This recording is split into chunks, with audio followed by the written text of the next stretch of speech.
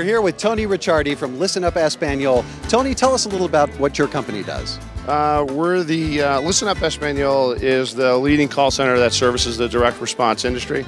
We service the U.S. Hispanic demographic in the United States.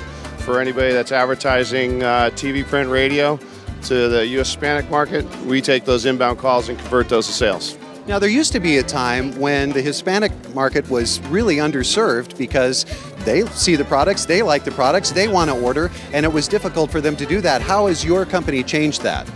That's interesting. What we ended up doing is our specialty is the psychology of selling and actually educating agents on how to sell, handle a call.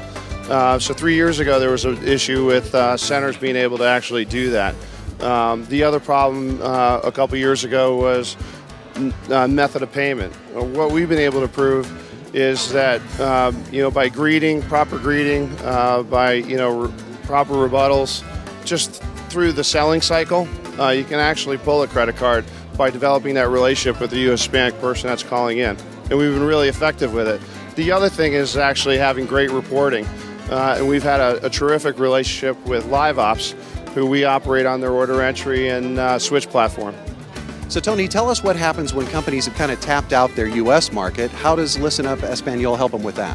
Well, what we're trying to show people through DR Done Right and by being here and networking and working with the U.S. Hispanic Council at the ERA is that when you have a successful show in the U.S. market, there's also another great medium to redub your show and run it in another huge demographic in the United States. The nice thing about the media is that there's an awful lot of PIPO media, and the calls per thousand that we're getting, it's really good compared to what we're seeing in the U.S. market. So it's funny because people look at the U.S. Hispanic market, they don't really look at it as another huge buying demographic. It's actually bigger, from what I understand, bigger than the Canadian buying demographic. So it's one that should be looked at.